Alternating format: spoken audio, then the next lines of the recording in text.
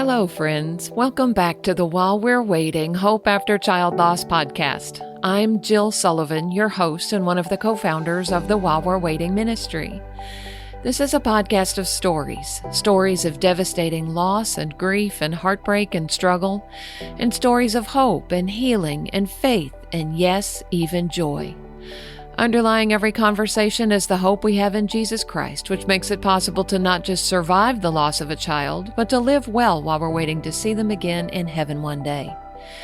You can learn more about our ministry and the free bereaved parent retreats we host by visiting our website at www.whilewe'rewaiting.org. Welcome to episode number 277. In this second half of my conversation with grieving dad Terry Sternad, we continue to see what a lifelong journey of grief can look like and how God's faithfulness shows up in every season. More than 4 decades have passed since Terry's 6-year-old son TJ went to heaven, yet the lessons Terry has learned as a grieving dad still speak powerfully today. He shares honestly about what he's observed over the years, the ways people struggle to comfort the brokenhearted, how the church sometimes misses the mark, and how those who are grieving often have to be the ones to reach out and teach others what they need. Terry also reflects on how his grief has deepened his faith, how serving others through GriefShare has brought healing, and how even now God continues to refine him. This is the voice of a dad who has lived through unimaginable loss, learned to trust God in the middle of it, and has discovered that grief and joy can coexist. His story reminds us that even after many years, a parent's love never fades, and neither does God's. So as we're talking today, it's been almost 42 years since TJ went to heaven.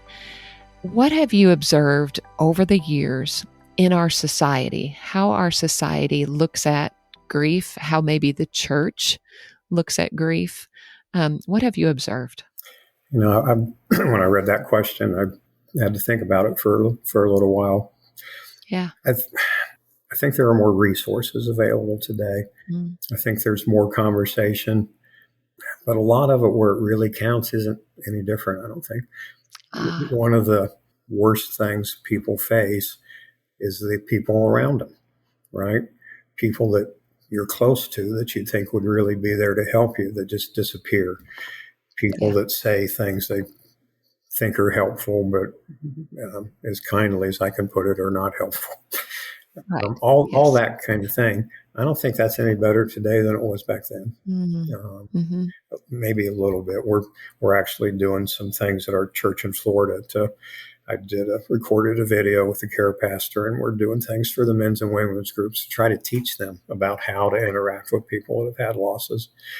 Yeah. Boy, and I'm knowing you're in all of your podcasts and people you've interacted with and all of my GriefShare, it's a huge problem. I mean, people lose friends for life.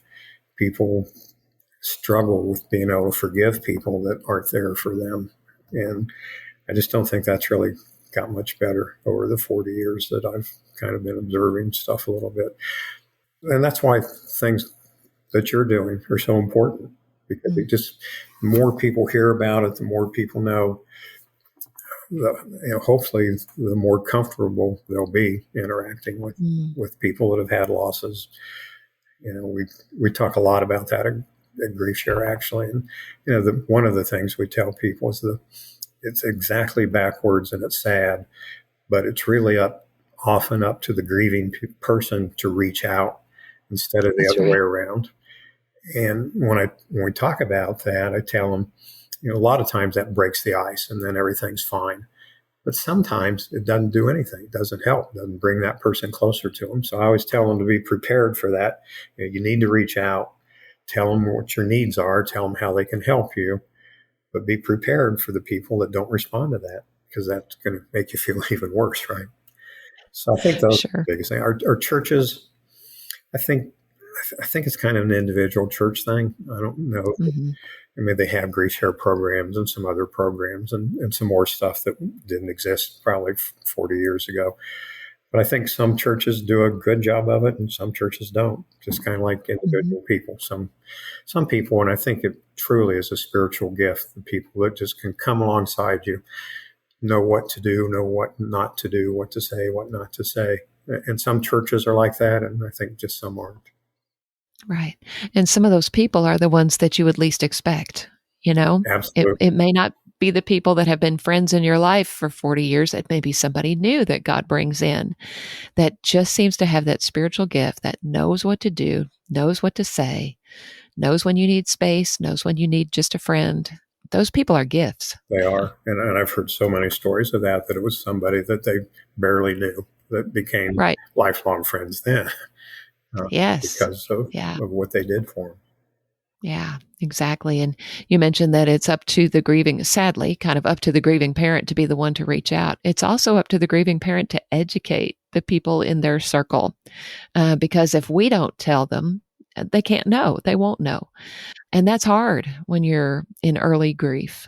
But that is something that over time, I think it's helpful if we can educate the people in our circles about what we need. Absolutely. In GriefShare, they suggest writing a letter to people because sometimes Yes. it's easier to write than it is to talk to them about it and just tell them what your needs are and tell them how they can help you. And we've had people do that. And sometimes, I think most of the time it's been successful, but not always. Sure. Right. Yeah. I think, most people want to know how to help. They just don't know how. And sometimes it's easier for them to pull away than it is to step into an awkward situation like that. So how do you feel like your personal grief has evolved over the last almost 42 years? I think kind of what we talked about, that it's so intertwined with my relationship with God. I can't really separate the two things because the closer I get to Him, the more I know Him, the more service I'm able to do to help other people that have been through it, both in GriefShare, and I try to do some one-on-one things with people that have lost people. That obviously, even these many years later, helps with the grief to be able to help other people. And, kind of what we talked about earlier, that time with God heals. So I would say my personal grief journey is largely marked by my getting closer to God, and that more and more and more all the time, making it less. And again, as we just talked about a few minutes ago, and I told my story, doesn't mean it goes away. It's never going to go away. But there's such joy in being able to come alongside somebody that's had a loss and being used by God to help them. I mean, and that's one of, obviously, one of the biggest antidotes to the sadness that goes along with grief is helping others. So that's been a huge part of my journey. Sure. And I would agree with that. Same for me. Now, I know you talk to newly bereaved parents all the time. So what advice do you give to somebody that is in those early weeks, days, weeks, months of their grief journey? Somebody who might be listening right now. What would you say to that mom or dad? I think two primary things. One is, and in a sense, kind of accept it. You're in those early days, you don't know what you're doing. You don't know how you're going to get out of bed. You don't know what to do with yourself. You don't know how your life's going to go on. And what a lot of people do is try to hide from it. They try to put it in a box and put a lid on it. And in GriefShare, it just doesn't work. I mean, you cannot. You can kind of dampen it down a little bit and put it aside, but it's a little bit of a graphic example. Maybe if you ever had a boil, they start off sore and then they harden over, right? And if you let that be your heart, the boil doesn't go away. There's still an infection there, and it's still going to come out someplace in your body otherwise. So my first thing is, as hard as it is, don't run from it. Deal with it as much as you can. No person in the first weeks or months even should be expected to be doing anything except not knowing what they're doing, right? But just surviving. Yes. But as you can, then try to process stuff and find people that will help. That's kind of the reaching out kind of thing we just talked about a little bit. I think a big part of getting through it is having the right people around you. it certainly, I think, accelerates your grief journey to get to where you want to be. And like you mentioned before, some people just have a gift, and if you can find some people like that, and it may be people you didn't know before, it may be friends or family, it may be a pastor, whatever, but trying to get through it with friends that are helpful is a big thing.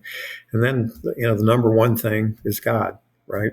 Yes. And people, they don't kind of list kind of wherever you are with God, and that includes being angry, includes doubting, questioning everything you thought you knew about him, being distant from him. It includes just unable to talk to him or go to him at all. And for some people, it is drawing close right away. And those people are really blessed and fortunate, the ones that can do that. But I would say wherever you are with God, don't give up on him, because he's not going to give up on you. He is always there for you. One of the things, I don't know if you watched any of The Chosen, probably a lot of your listeners have. One part of scripture I think that's a little misunderstood, not completely, but it's a story of when Jesus brought Lazarus back, and everybody will talk about the shortest verse in the Bible. He wept, right? Uh-huh. Most people you talk to about that would say that he wept because Lazarus died. But if you really read it, that's not what preceded it. What preceded his weeping was seeing Mary and Martha and the other people so distraught and so upset. That's what really brought him to tears, according to the Bible. So, yes, that's right. So he is a God, and we hear this a lot, but he is a God that cares and feels, and he hurts along with you. I mean, he feels terrible, and he's weeping, I believe, for you because of what you're going through, and he longs to help you with it. So, like I said, even if you can't relate to him at all, even if you're angry, you know what? Scream at him. Go, yell at him. Get that out. Sure.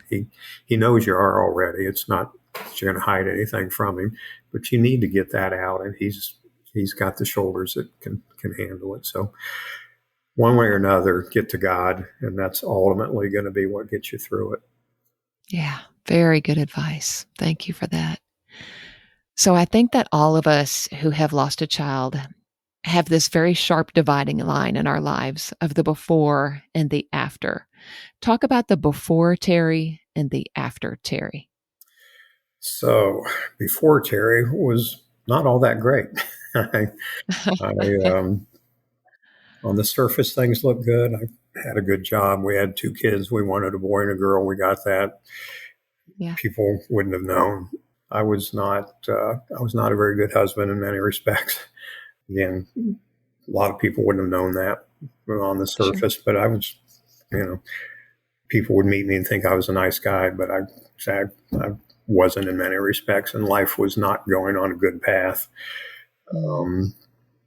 All that didn't immediately go away, although major parts of it immediately went away with accepting Christ. So it's been a long journey, and this is how I'll try to do this really quickly. But so on this journey, I've always been involved in churches. I've taught Sunday school classes, adult Bible studies. I've been trustees and elders and deacons, and I've done a lot of stuff. But throughout that, I think I still carried a lot of guilt and shame from my previous life that really it didn't ruin my life. I mean, my life was still pretty good, but it really robbed me a lot of the joy that you can have being a Christian.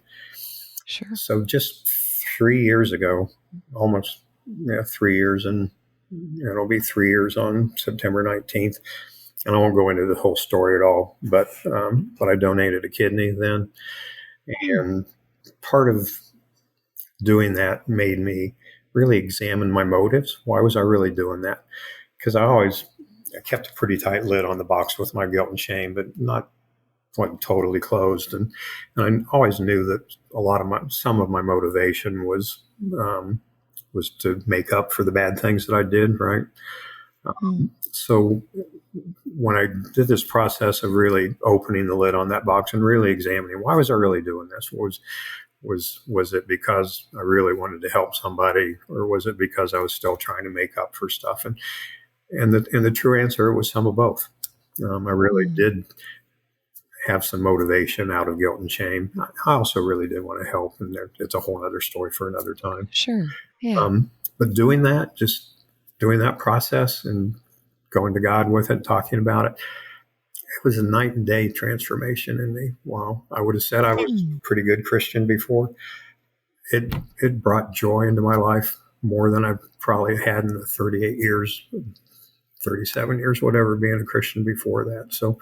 So my post-Christian life has evolved. Even 30 some years later, it continues to evolve. But that was a huge step in the joy of the Lord being in my life. Just enthusiasm for things. So it's a continual process. He's still got a lot of work to do in me, but I think that's why I said earlier it was the worst day and the best day of my life, because my life has been so much better and keeps getting better the closer I get to Him. Yeah. Well, the joy of the Lord is apparent in you as you speak. And I love that. Yeah. So what have you learned about God and His character over the last 40 years? I think we're doing a Bible study or a Bible app called Freedom. A lot of churches do versions of this, but one of the first questions they ask you is, how do you approach God? And I think my answer to that kind of answers your question a little bit, that I approach God as I know how much He loves me. I know He's perfect and right in everything He does. And when things come up, I'm blessed through GriefShare, as you are, I'm sure, through this ministry, to get to see God in action in people's lives a lot. And that's such a blessing. Sometimes things aren't great, and God allows those too, and maybe even causes them sometimes. But I now look at God always, what's He trying to teach us? What's the lesson out of this? Because it's good. It wouldn't, God is always good, always loving, always perfect. Nothing happens that's not for a purpose and a reason. Sometimes we can see it, and other times we can't. And those times we just have to trust Him. And I've certainly seen enough throughout the years to know that I can trust Him and that He is always good. So that's kind of my answer, I guess, to that question. Mm-hmm. Very helpful. Thank you. Now, you've referred to GriefShare a lot, and I know it's been a significant part of your grief journey. Talk about your involvement with GriefShare. So actually, GriefShare started about 8 years ago, so a long time into my Christian walk. Yeah. We changed churches and was looking for something to do, and there were two things that interested me. One was Financial Peace University, the Dave Ramsey thing, because I'm an accountant and financial guy by background. The other one was GriefShare. I don't think I'd ever even heard of GriefShare before. And I'm initially drawn to the Financial Peace just because that's, 40 years of a career of working in financial stuff. Sure. But for some reason, I don't even know why, that didn't work out. So I approached, it was actually the care pastor that was leading it at the time. I approached him and just said, hey, I'd be interested in kind of helping with this or something.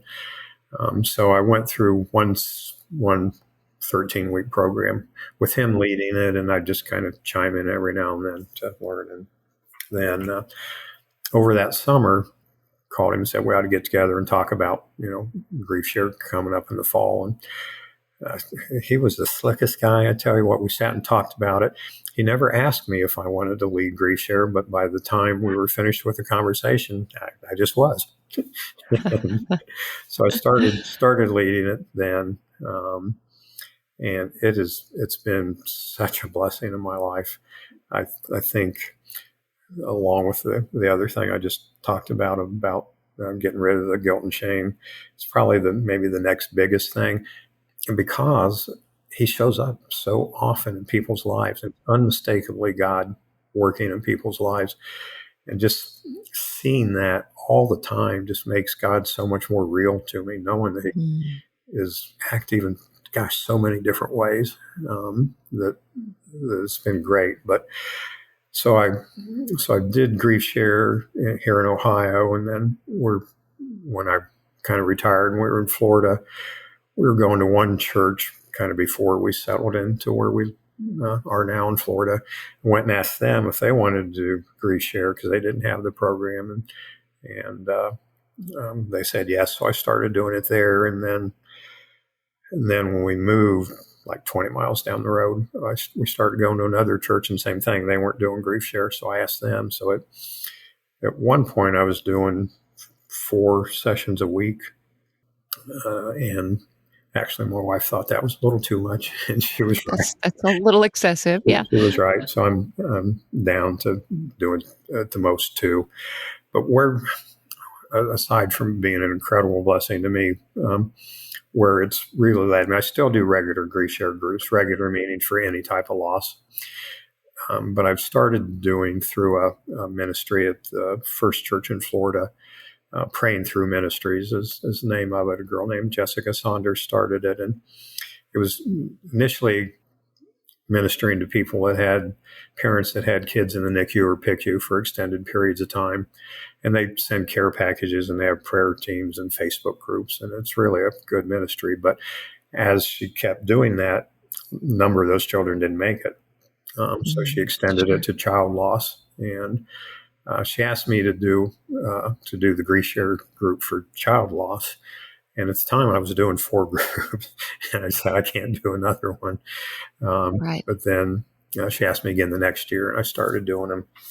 And that has been such a blessing, because as a lot of your listeners will know, when we talk about the evolution of grief care, and that is still an area where people just do not get it, where they don't understand that, a lady especially, I think more so, but men too. If you lose a baby at 3 months, you've lost a child, just like I lost a child. There is no difference. Absolutely. And especially the women, I think, because you're pregnant and you have all those physiological changes, and it's inside you and all that. And people don't understand that. And I would admit that I didn't fully understand it. I have one of my daughters had a miscarriage, and then she had a baby that only lived for 11 hours. And so I understand it a little bit better, but after doing this for several years now, I really understand what I just said, that they've just lost a child, just like I lost a child. Absolutely. And so many, people don't understand the other kinds of losses. In my general group, they really don't understand miscarriage and stillbirth. So it is so good for those people to come together in a group where everybody else gets it. Everybody else really understands, like friends and family and relatives. I mean, other people just don't understand the way people have that have been through it. So and I think people have really appreciated that aspect of the program. So that's actually, I've struggled a little bit recently to get enough people for that group. So that's part of why I like to do podcasts like this, is so I can plug it a little to get more people aware of it, because it really has helped people. Yeah, absolutely. There's so much value in getting a group together that have a similar type loss like that. We have a lot of our bereaved parents that we encounter through While We're Waiting that have attended GriefShare. Mm-hmm. Some of them have loved it and gotten so much from it. Others have felt out of place, because many of the people who attend GriefShare have they're widows, or they've lost, a family member, a grandmother, or something like that, which it's very different from child loss. It is. What is your experience with that? So I've had the child loss groups, and I've had lots and lots of regular groups. I would say for the most part, they do okay. People that have had child losses, there's more commonality than there are differences to that. But not everybody, as you've said, that you've heard. I think there are 2 groups out there that really, really want to be with people that have had similar losses. One is child loss, the other is suicide. Yes. Because there are just a lot of unique things about it. I'll throw out a thing to you that I know you know, and everybody listening that's lost a child knows, that people that don't have a child loss can't understand. How many children do you have?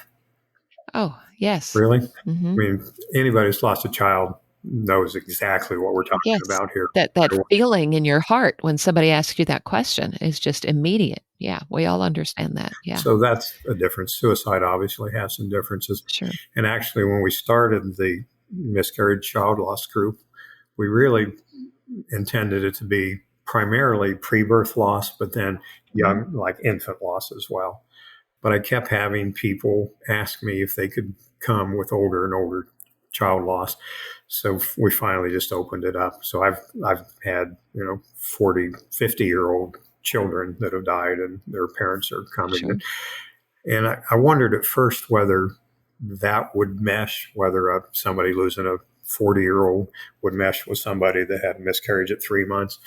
And that seems to work okay. It I does. don't really Yes. have that issue with that because, again, it's a child loss. Again, whether it was That's at 3 right. months. So we've opened the group up now. We don't place any age limit on it. Yeah. And it seems to work pretty well. Yeah. Well, and I love you're doing that GriefShare specifically for child loss because, yeah, people do need that. And I would think even in your mixed groups where it's child loss and widows and losing a grandparent, because you as the facilitator have lost a child, you have that unique understanding of how to make those parents feel seen and heard. Yeah, they really do appreciate somebody. There was a couple in our church in Florida, and actually the founding pastor who was kind of serving as care pastor at the time. There was a couple that lost a daughter at home in their swimming pool at home. Yeah. Mom and her brother were home, and she had a condition, but had one minor seizure many years ago. But she had a grand mal seizure in her swimming pool and died. Well, they didn't even know she was in distress, Sure.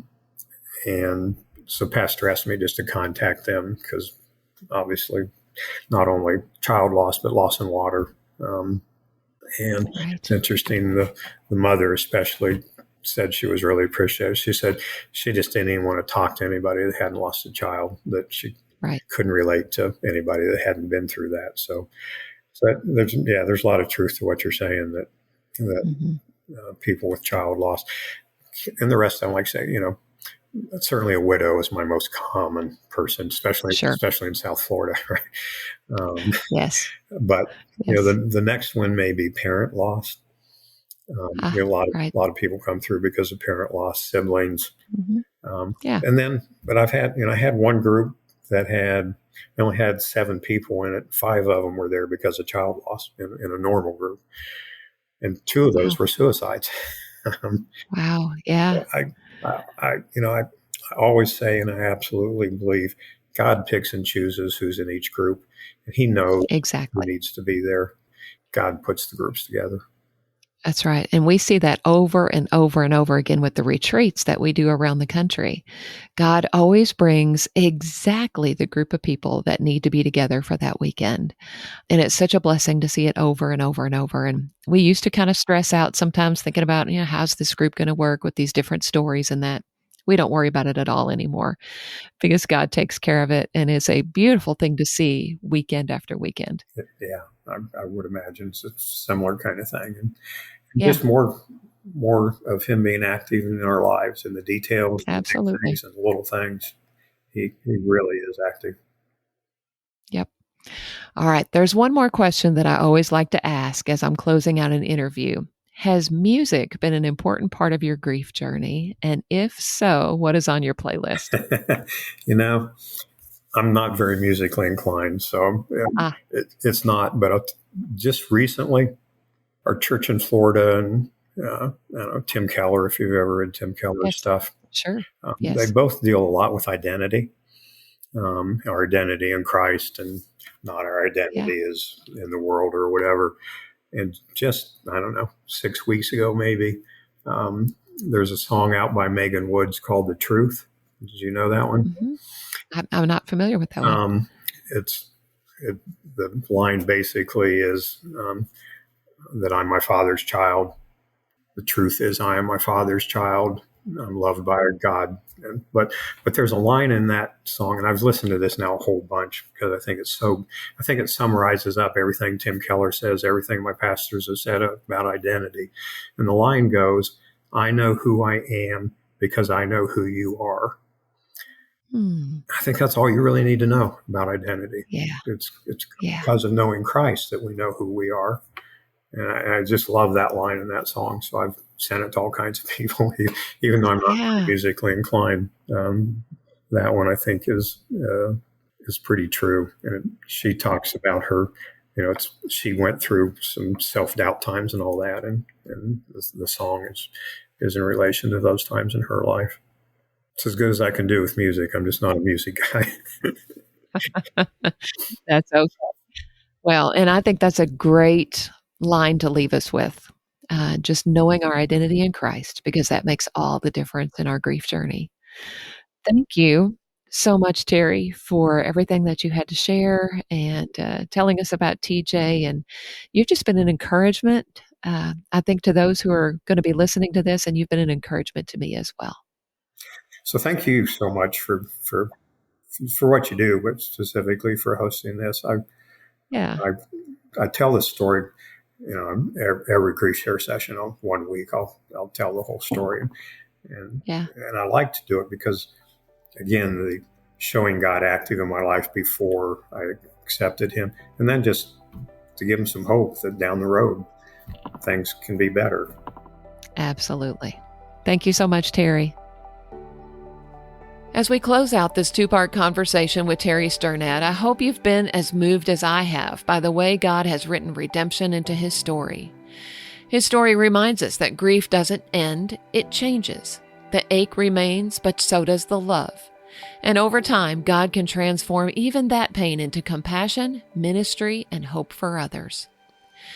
If you're walking through the early fog-filled days of grief, I pray that Terry's words encourage you to keep reaching out for God, because he's already reaching out for you. Time doesn't heal, time with God heals. And he is faithful to meet you, just as he met Terry, in the very middle of your brokenness. If this conversation has been meaningful to you, I'd love for you to share it with another parent who may need encouragement today. You can also help others find the podcast by leaving a rating or a review wherever you listen. It really does make a difference. And if you'd like to learn more about the While We're Waiting ministry, visit whilewe'rewaiting.org for information about retreats, support groups, and other resources for grieving parents. I love meeting listeners at While We're Waiting events. Thank you for joining me for my 2-part conversation with Terry. I look forward to being back with you next week with another story of hope.